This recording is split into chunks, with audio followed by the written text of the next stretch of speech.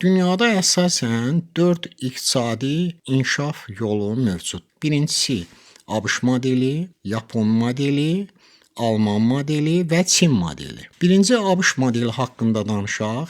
Dünyada əsas bu 4 model geniş yayılmışdır. ABŞ modelində cəmiyyətin iqtisadi inkişafında dövlətin rolu əhəmiyyətli dərəcədə azdır. ABŞ iqtisadi cəhətdən formalaşmasına Avropadan gələn mühacirlərin böyük rolu olmuşdur. ABŞ modelində dövlət mülkiyyəti həcmi azdır. Xüsusi mülkiyyət çoxluq təşkil edir. Ticarətdə məhdudiyyətlər yoxdur. Bütün sahələrdə yüksək innovasiyalar mövcuddur. Daxili və xarici bazarın həcmi böyükdür. Həm də inhisarçılığa yol verilmir. Kiçik sahibkarlara dövlət tərəfindən yardım göstərilir. Qərbi Avropa modeli ABŞ modelindən fərqlidir. Qərbi Avropa iqtisadiyyatının formalaşmasına monarxiya quruluşunun prinsipləri böyük təsir göstərmişdir. Ölkələrin iqtisadi və sosial həyatında dövlətin rolu böyükdür. ABŞ modelindən fərqli olaraq regionlarla əlaqələrin yüksək səviyyədə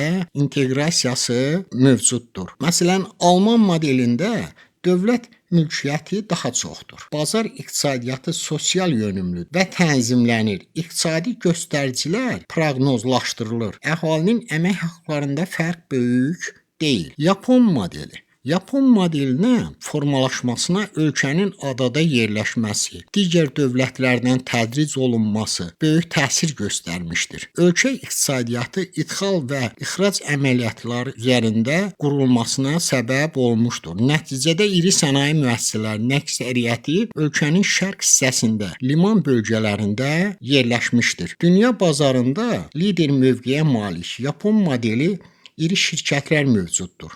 Kiçik biznesə investisiyalar qoyulur. Milli məqsədlər naminə dövlət və qeyri-dövlət strukturları arasında qarşılıqlı əlaqə vardır.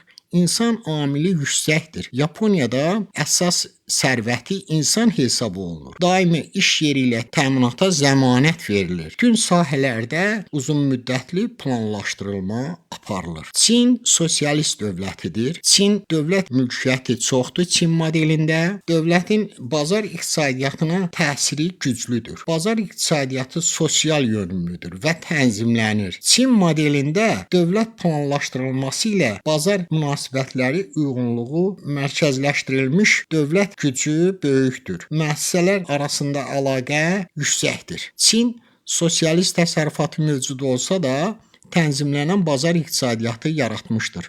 Onun sayəsində hal-hazırda Çin bir çox məhsulların istehsalına görə fərqlənir. Azərbaycan haqqında onu qeyd etmək lazımdır ki, Azərbaycan da tənzimlənən bazar iqtisadiyyatı yolu ilə gedir. Bizdə bazar münasibətləri dövlət tərəfindən tənzimlənir. Dövlət mülkiyyəti çoxdur, amma xüsusi mülkiyyət də mövcuddur. Böyük müəssisələrin əksəriyyəti dövlətin əlindədir. Amma bazar iqtisadiyyatı tənzimlənir, bazara dövlət nəzarət edir.